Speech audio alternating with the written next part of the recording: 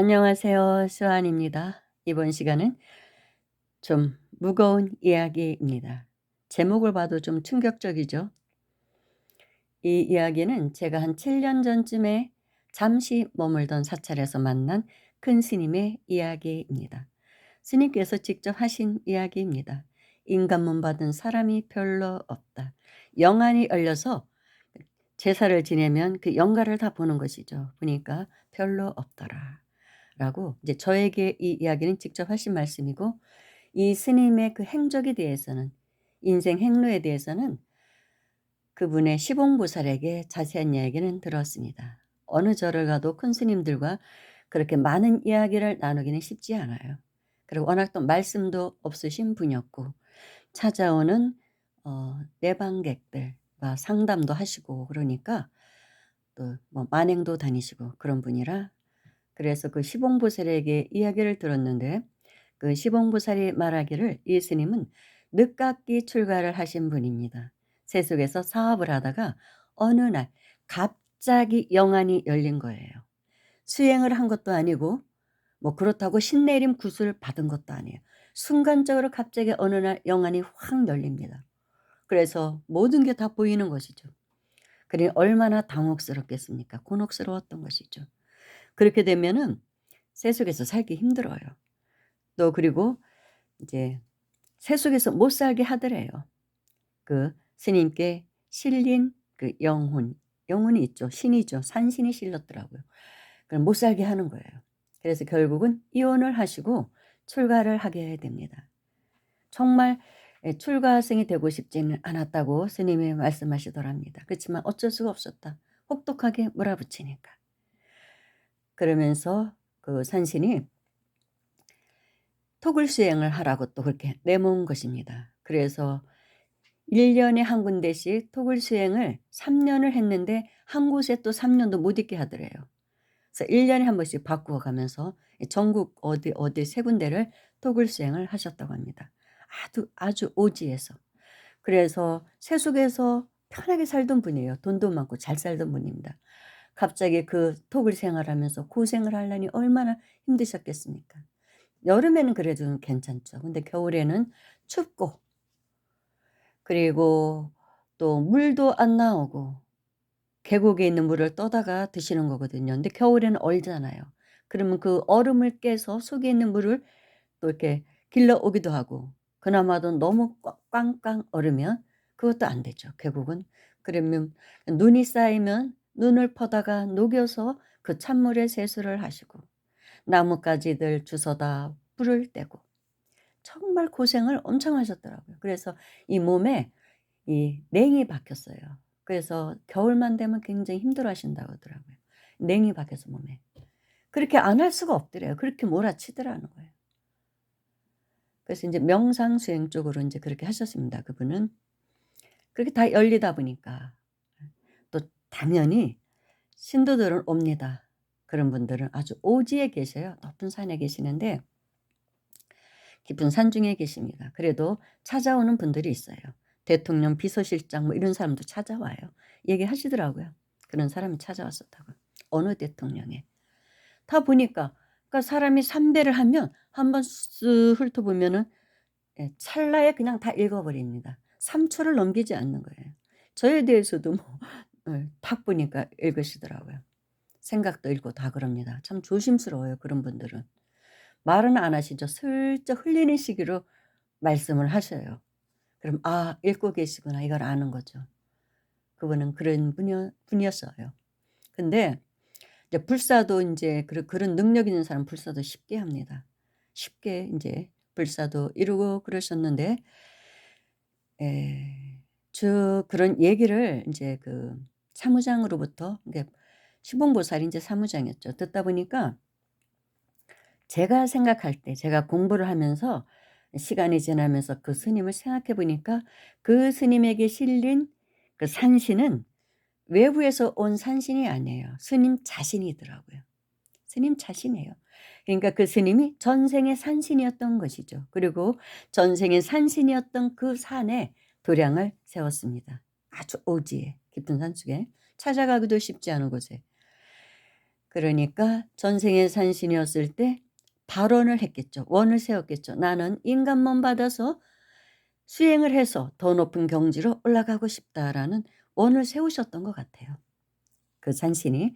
그래서 인간 몸을 받아옵니다. 그런데 인제 인간 몸 받아 살다 보면 전생의 기억을 다 잊어버리잖아요.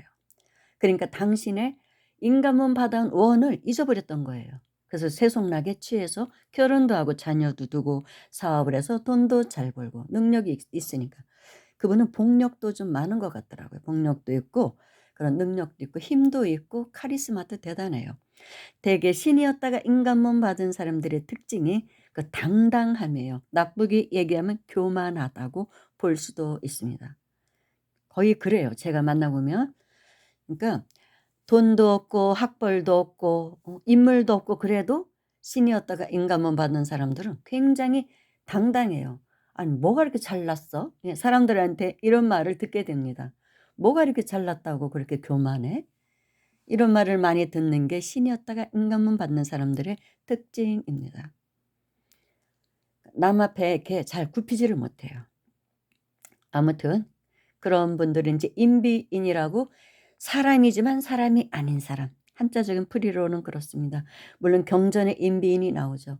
다르게 풀이하는 이제 스님들도 계시지만 저희 스승님께서는 인비인을 그렇게 부르셨습니다. 신적인 사람들, 인간 몸을 받았으나 신적인 사람들, 그 사람을 나는 인비인으로 본다. 이제 그렇게 말씀하셨습니다. 물론 저희 스승님도 인비인이죠. 저도 그렇고. 아무튼 그런데 제가 보니까 그러다 잊어버리니까 어느 때가 되었을 때 전생에 그 신이었던 산신이 내 안에서 그 영혼이 발동을 한 거예요. "너 뭐 하고 있는 거야? 어? 인간만 받아서 수행하라고 인간만 받게 했더니 이렇게 살아?" 그러니까 하나이면서도 분리가 돼서 두 사람이 이렇게 작동을 하는 것입니다. 영혼의 세계라는 그런 게 있어요. 우리는 수 없는 생에 나가 내 속에 있거든요. 들어 있거든요. 그 혼이 여럿인 것 같지만 결국은 하나인 경우 그런 것이죠. 둘이지만 결국 하나의 혼인데 그렇게 작동을 한 것입니다, 전생의 혼이. 그래서 계속 몰아붙이는 거예요, 수행을 안 할 수가 없게. 결혼해서 자녀 낳고 행복하게 살라고 인감은 받은 거 아니잖아, 이거였던 것이죠. 정말 혹독하게 수행하셨어요, 그분은. 만행도 많이 하셨더라고요.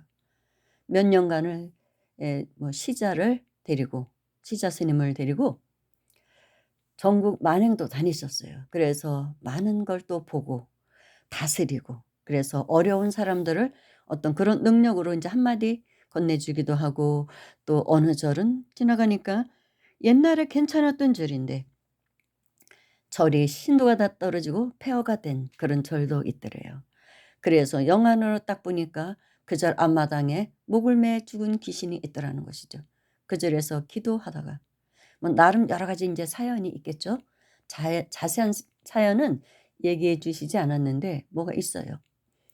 그래서 그 여인을 천도하지 않고는 이 절이 잘 되지 않는다. 그래서 인제 그 주지 스님께 이제 그 말씀을 드리고 그래서 49 제를 지내 줬다고 "지내라. 그 여인을 위해서." 그랬더니 스님께서 "그럼 49제 지낼 때는 스님 반드시 참석하시냐?" 마지막 날 해양날. "근데 반드시 내가 다시 오겠다." 그래서 가셨다고 하더라고요. 49제 지내는 날 가셨더니 벌써 신도가 늘었더래요. 친해지니까 영혼이 그 원한의 마음을 풀었던 것입니다. 아무튼 뭐 그런 일도 있으시고 뭐 우리나라 역대 왕들의 그런 왕릉도 인제 다 다니셔 보고 그래서 기운을 보는 것이죠. 영안이 열려서 이제 신안이 열린 거죠. 다 보시는 그런 분이었습니다. 아무튼 그런데 인제 그 절에 인제 며칠에 한 번 이제 제사가 있잖아요. 그럼 제사를 지내면 그 영혼이 어디에 태어났는지를 다 아는 거예요. 뭐 어떤 몸을 받았는지를 그 스님은 다 아십니다. 근데 하루는 인제 그 제주들이 점심 공양을 마치고 제사 지내고 가신 후에 스님이 한숨을 쉬시는 거예요. "아 머리 아프다. 정말 머리 아프다." 그러셔요. 그래서 "왜요 스님?" 인제 제가 그때 처음 저하고 얘기를 했었어요. 그랬더니 인간몸 받은 사람이 별로 없어. 인간몸 받은 사람 별로 없어. 그러시는 거예요. 그러니까 그날 제사 지낸 그 영가를 보니까 인간몸을 받지 못한 것을 아시고 한탄을 하신 것입니다. 그래서 "예? 스님 인간몸 받은 사람이 별로 없어요?" "별로 없어." "그럼 몇 프로 정도 인간몸 받는데요?" 그랬더니 "10%나 될까?" 그래서 저는 진짜 충격받았어요 그때. 물론 이건 그 스님의 말씀입니다. 그러니 뭐 뭘로 증명할 수 없는 얘기니까 이런 거는 제가 굳이 믿으라고 말하지 않겠습니다. 아무튼 스님 말씀으로는 "10%나 될까? 거의 못 받아." 그러시더라고요. 그러니까 "자네도 기도 열심히 하시게. 그리고 조상님들을 위해서도 많이 기도해야 돼." 우리 조상님 다 본 거예요. 느낌으로 딱 오더라고요. "그쪽 집안도 좋은 데 못 간 사람 많아." 이 말씀이에요. "예 알겠습니다." 더 이상 제가 자세히 묻지도 않았습니다. '아 우리 집안도 그렇겠지. 다 보고 계시겠지.' 인제 이런 생각을 제가 한 것이죠. 그래서 그때부터 제가 정말 심각해지더라고요. '더 열심히 수행해야겠다.' 이런 생각도 했고 그런데 인간몸 받는 사람이 별로 없다는 말씀을 하신 분은 예전에 숭산 스님께서도 말씀하셨어요. 숭산 스님의 제자가 그 하버드 출신의 형각 스님이죠. 형각 스님이 쓰신 선의 나침반이라는 책이 있습니다. 선의 나침반. 거기에 보면 그런 말이 나오고 있습니다. 제 기억으로는 그래요. 숭산 스님께서 천철을 한번 타고 가시는데 보니까 사람들의 그 형상을 보니까 사람의 얼굴은 하고 있지만 그 내면의 모습은 70~80%가 짐승이더라. 동물의 의식을 갖고 있다는 거예요. 그래서 그렇게 보이는 거예요. 스님에게는 사람으로 보이는 사람이 20~30% 밖에 안 되더라고 말씀하셨다고 나와 있습니다. 근데 이 스님은 더 충격적으로 "아 10% 밖에 안 돼." 이 말씀하셔서 참 이런 얘기를 제가 또 인제 그 당시도 했더니 어느 분에게 편지가 왔더라고요, 항의 편지. 아니 어떻게 인간문 받는 사람이 그렇게 없다고 그렇게 심한 말을 하느냐고. 제가 한 말도 아니에요. 저는 뭐 영안이 열린 사람도 아니고 심한이 열리거나 뭐 그런 신안이 열리거나 그런 사람은 아니에요. 근데 그 열린 스님들이 뭐 유명한 스님들이 하신 말씀이니까 그렇다고 하는데 뭐 스님들이 뭐하러 거짓말을 하시겠습니까? 스님이 보실 때는 그렇더라 이겁니다. 돌아가신 분들 49제 지내고 하면 뭐 49제 지낸다고 인감은 못 받을 사람이 받고 꼭 그런 건 아니에요. 물론 그런 경우도 있죠. 하지만 업이 너무 지중하면 다만 중음계에서 떠도는 귀신으로 남지 않고 윤회의 궤도에 들게 하는 것뿐입니다. 다 뭐 천도해 가지고 진짜 49제 지내서 인간 몸 받고 극락에 갈 것 같으면 이 세상이 지금 이렇게 시끄럽겠습니까? 사실 그렇잖아요. 논리적으로 이게 안 되는 것이죠. 그리고 요즘 봐도 저는 그때만 해도 '아 스님 너무 좀 심하신 말씀을 우리 충격받으라고 방편으로 열심히 수행하라고 방편으로 저러시나.' 예 그런 생각을 솔직히 했던 건 사실입니다. 믿고 싶지 않은 현실이죠. 그래도 50%는 받겠지 이렇게 생각을 했어요 인간만 받는 게. 근데 요즘 세상 돌아가는 걸 보면 어쩌면 그 말씀이 맞는지도 모르겠다. 며칠 전에도 대형 로펌 변호사가 그 부인을 때려 죽인 예 뭐 그거 나왔잖아요. 기가 막히잖아요. 엄청나게 빵빵한 집안이죠. 아버지도 5선 국회의원 뭐 누구시라고 뭐 알고는 있지만 좌우지간 뭐 이렇게 나오더라고요. 그러니 하루아침에 집안이 몰락한 거잖아요. 부귀영화를 누리던 그 집안이 아들이 갑자기 살인자가 되고 아이들이 볼 때는 우리 아버지는 살인자고 엄마는 살해당한 사람. 그 아이들이 받을 충격은 이건 뭐 지옥이 그냥 뭐 따로 없는 거예요. 이미 지옥에 떨어져서 사는 사람이 너무나 많아요. 그럼 그 사람이 인간만 받겠습니까? 그리고 뭐 아이를 갖다가 남편하고 부부싸움하다가 홧김에 6 개월 된 아이를 뭐 아파트 20 층에서 던졌다 그러죠. 그래서 아이가 즉사한 일도 나왔잖아요. 끔찍해요 정말로. 일일이 다 말하기가 힘들 만큼 요즘은 이 존속 살인 사건이 너무나 많아요. 옛날에는 되게 살인 사건이라면 어떤 원한에 의해서 살인을 하는 게 80% 였다고 하더라고요. 그래서 경찰들이 범인을 잡고 보면 다 원한 관계라 '아유 죽을 놈이 죽었구나.' 이런 생각이 솔직히 많이 들었었대요. 그리고 오히려 죽인 사람 살해자한테 그 연민의 마음이 들어가는 경우가 솔직히 많았다고 합니다. 근데 지금은 그런 게 아니에요. 홧김에 내 욕심 안 채 못 채워 주고 나랑 의견이 틀리고 화딱지나면 그냥 뭐 아니면 생활고에 시달린다고 예 자녀들하고 마누라 다 죽이고 자신도 죽고 예전 같으면 본인만 갔죠. 본인만 가죠. 그리고 애들은 그냥 알아서 자신의 밥그릇이 있기 때문에 나름대로 또 살아가거든요, 어려워도. 그래서 키워서 또 때로는 그래서 고아원 갈 수도 있겠죠. 그렇지만 그 나름대로 그 아이가 그런 삶을 설정하고 온 거거든요. 그렇게 둬야 되는데 그냥 다 죽여 버리고 같이 죽습니다. 이런 끔찍한 세상인데 어떻게 사람은 받는 사람이 많다고 보기는 솔직히 어렵습니다. 제가 봐도 그래서 어쩌면 맞는 말씀이었을지도 모르겠다. 그 스님 말씀이. 정말 "인간문 받은 사람이 별로 없더라."면서 스님이 제사 지내고 나오셔서 한숨을 쉬시는데 그 말씀이 거짓이 그냥 방편으로 우리에게 한 말씀이 아닐 수도 있다는 그런 생각을 하게 됩니다. 그런데다가 요즘은 또 아이를 안 낳잖아요. 그러니 사람은 죽는데 어디로 어느 태 속으로 들어가겠습니까? 그럼 점점 인구는 주는데. 지금 인구 줄잖아요. 그럼 어디로 들어가야 되죠? 태 속이 없잖아요. 그러면 인간만 받는다는 것도 어떻게 보면은 '경쟁률이 치열할 수 있겠다.' 이런 생각이 들어요. 태가 없으니까. 아이를 안 낳는 것도 있지만 앞으로는 아이를 낳고 싶어도 못 낳는 시대로 간다고 합니다. 이런 전파, 전자기파에서 그 남자나 여자나 정자와 난자가 말라비틀어진다고 하죠. 그래서 불임이 그렇게 많을 것이라고 합니다. 그리고 인제 도인들은 정자는 하늘의 별의 기운을 받아야 되고 난자는 달의 기운을 받아야 생성이 된다고 합니다. 근데 지금 우리가 별 보고 달 보는 사람 별로 없잖아요. 그리고 이 시멘트 속에서 다 살고 있습니다, 아파트.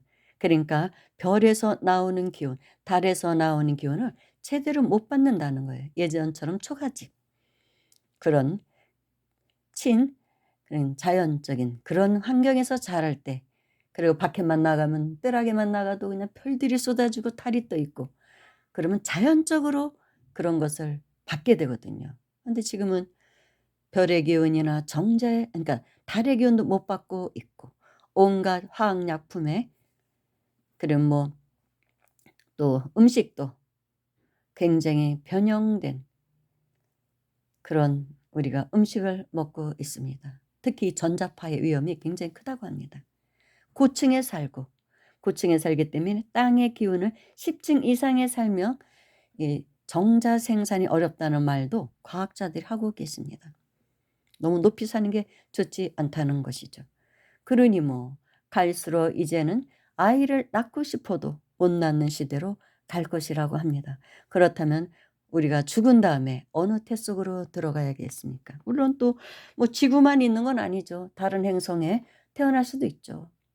다른 행성에 인간몸 받아갈 수도 있죠. 지구는 남섬부지라고 하죠. 인간계 중에서도 남쪽에 있는 북구로주 뭐 이렇게 있잖아요. 동서남북 4대의 인간계가 있다고 하죠. 얼굴 모습도 조금씩 다 다르다고 나와 있습니다. 우리는 남쪽 남섬부지예요. 인간계에서도. 다른 쪽으로 갈 수 있겠죠, 다른 행성에.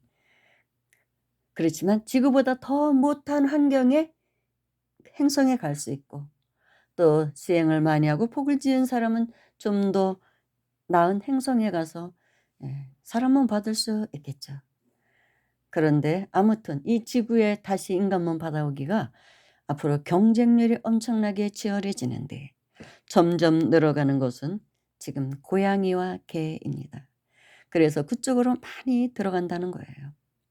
그리고 저희 스승님도 상담을 하다 보면 해안이 열려서 보면 대개 스스로 목숨을 끊은 사람들은 강아지나 고양이로 온다. 그 얘기를 하시더라고요.